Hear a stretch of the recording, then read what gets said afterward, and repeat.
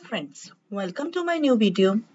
आज हम क्लास 9 की एक्सरसाइज 12.2 जो हेरोन्स फॉर्मूला पर बेस्ड है उसके आगे के क्वेश्चन सॉल्व करेंगे।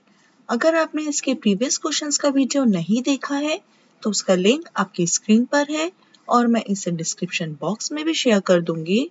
तो स्टार्ट करते हैं। Question number 3, Radha made a picture of an aeroplane with coloured paper. Find the total area of the paper used. Radha ने एक पेपर से ये एक एरोप्लेन बनाया है जिसके डायमेंशंस हमें गिवन है। तो हमें ये फाइंड आउट करना है कि पेपर कितना यूज हुआ है। टोटल एरिया हमें फाइंड आउट करना है कि पेपर कितना इसमें यूज हुआ है। तो एक एक करके हम सारी फिगर से हम एरिया निकाल लेंगे और उसके बाद उनका अगर हम ऐड कर देंगे तो हमें क्या मिल जाएगा, टोटल एरिया पेपर का मिल जाएगा जो यूज हुआ है। तो एक एक करके इनके पार्ट्स को सॉल्व करते हैं। फर्स्ट पार्ट में क्या दे रखा है, ये 5 हमें गिवन है। ये बेस जो होगा ये क्या हो जाएगा, जितना ये 1 सेंटीमीटर है उतना ही ये हो जाएगा, तो ये भी 1 सेंटीमीटर हो जाएगा। 5 ये है तो दूसरी साइड भी 5 सेंटीमीटर हो जाएगी। तो जब हमें ट्रायंगल के तीनों साइड्स मिल गए हैं तो हम हेरोन्स फॉर्मूला से एरिया ऑफ ट्रायंगल निकाल सकते हैं। तो हम सबसे पहले फॉर फर्स्ट पार्ट के लिए क्या करें,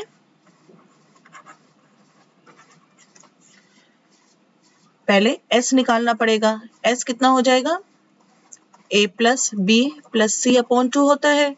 तो 5 प्लस 5 प्लस 1 अपॉन 2, 11 अपॉन 2। तो ये सॉल्व होके कितना आ जाएगा, 5.5। अब इससे हम हेरोन्स फॉर्मूला यूज करके एरिया ऑफ ट्रायंगल निकाल लेते हैं। एरिया ऑफ ट्रायंगल कितना होगा, under root s, s minus a, s minus b, s minus सी।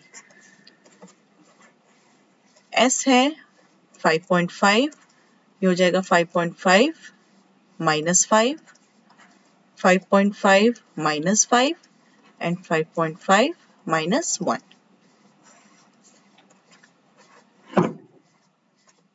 ये हो गया 5.5 और 5.5 माइनस 5 कितना हो जाएगा, 0.5। ये भी हो जाएगा 0.5 और ये कितना हो जाएगा 4.5।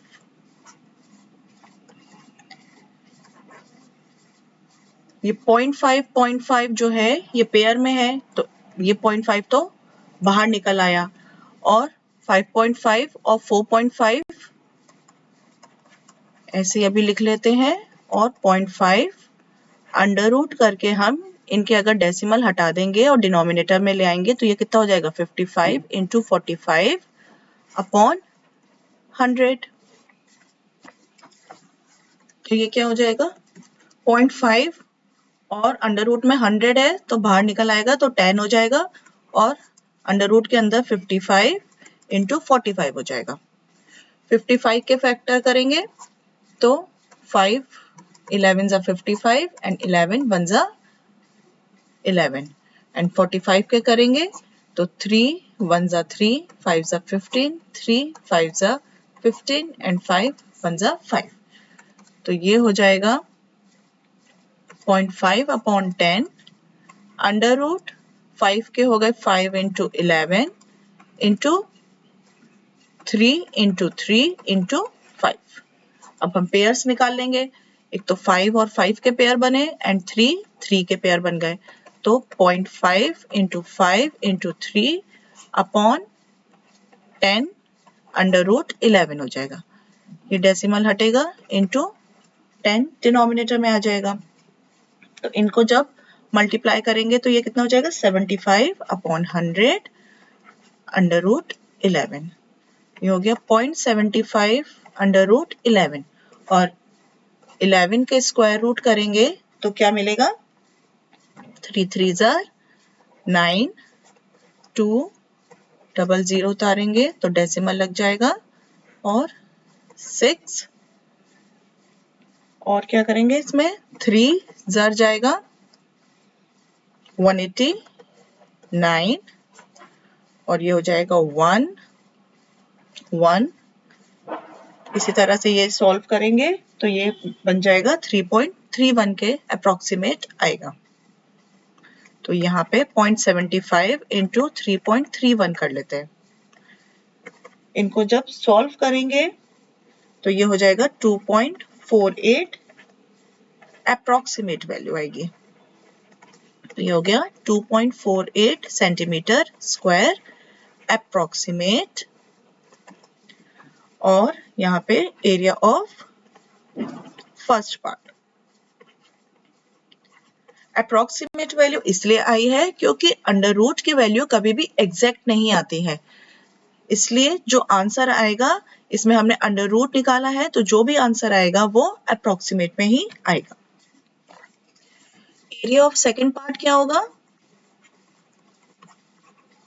एक रेक्टेंगल बन रहा है तो रेक्टेंगल का क्या एरिया होता है? Length into breadth. लेंथ है 6.5 into 1 equal to 6.5 centimetre square आ गया। एरिया ऑफ थर्ड पार्ट क्या होगा? ये एक ट्रेपेजियम दे रखा है, अगर हम इसे बढ़ा लें, इंक्रीज कर लें इसकी लेंथ तो एक ट्रायंगल बन जाएगा, और यहां से एक इंक्रीज कर ले तो ये एक ट्रायंगल बन जाएगा। और ये पूरी लेंथ कितनी गिवन है? हमें 2 गिवन है, तो ये कितनी हो जाएगी? 1 हो जाएगा। ये हमें 1 गिवन है तो ये भी 1 हो जाएगा। ये 1 गिवन है तो ये भी 1 हो जाएगा, और ये भी क्या हो जाएगा? 1 सेंटीमीटर जो हमें गिवन है। तो इक्विलेटरल ट्रायंगल का फॉर्मूला क्या होता है? Under root 3/4 into side square. तो अगर इक्विलेटरल ट्रायंगल हमारे कितने बन रहे हैं? 1, 2 एंड 3 ट्रायंगल्स बन रहे हैं, तो हम इसे क्या लिख सकते हैं? 3 into under root 3/4 into side square मतलब a स्क्वायर। तो ये कितना हो जाएगा? साइड कितनी गिवन है हमें? 1 दे रखी है तो ये 1 का स्क्वायर हो जाएगा। तो ये क्या हो जाएगा? 3 इंटू रूट 3 की वैल्यू हो जाएगी 1.73/4 इंटू 1। तो ये ऊपर की मल्टीप्लाई होगी तो ये कितना हो जाएगा? 5.19/4 और ये हो जाएगा 1.29 सेंटीमीटर स्क्वायर। इसको सॉल्व करके ये वैल्यू आ जाएगी। नेक्स्ट फोर्थ पार्ट जो है उसका एरिया कैसे निकालेंगे? एक राइट एंगल ट्रायंगल दे रखा है जिसका बेस दे रखा है 6 सेंटीमीटर एंड हाइट दे रखी है 1.5 सेंटीमीटर। तो एरिया ऑफ ट्रायंगल कितना होता है? Half base into height. तो ये हाफ बेस इंटू हाइट हो जाएगा। बेस है 6 और हाइट है 1.5, तो ये जब सॉल्व होगा 4.5 सेंटीमीटर स्क्वायर। तो जितना फोर्थ पार्ट है उतना ही बिल्कुल सेम फिफ्थ पार्ट है। तो जो वैल्यू फोर्थ पार्ट की आई है वही फिफ्थ पार्ट की होगी। तो therefore area of fifth part भी, क्योंकि उन दोनों के डायमेंशन सेम है, तो ये भी 4.5 सेंटीमीटर स्क्वायर ही हो जाएगा। अब ये जितने 5 एरियाज आए हैं इनको हम ऐड कर लेंगे तो हमें पूरा एरिया मिल जाएगा कि कितना पेपर यूज हुआ है। एरिया ऑफ द फिगर कितना हो जाएगा? Area of first part plus area of second part plus area of third part plus area of fourth part plus area of fifth part. तो ये कितने हैं? सारी वैल्यूज पुट कर देंगे। 2.48 प्लस 6.50 plus 1.29 plus 4.5 plus 4.5। जब हम इन्हें ऐड करेंगे तो ये क्या वैल्यू आएगी 19.27 सेंटीमीटर स्क्वायर। ये अप्रोक्सीमेट वैल्यू आएगी क्योंकि हमने इसमें एक जगह पे रूट की वैल्यू निकाली थी और रूट की वैल्यू कभी एग्जैक्ट नहीं आती है, इसलिए उनकी वैल्यू हमेशा अप्रोक्सीमेट होगी, तो आंसर भी अप्रोक्सीमेटली ही आएगा। तो इस तरह से ये क्वेश्चन सॉल्व होगा।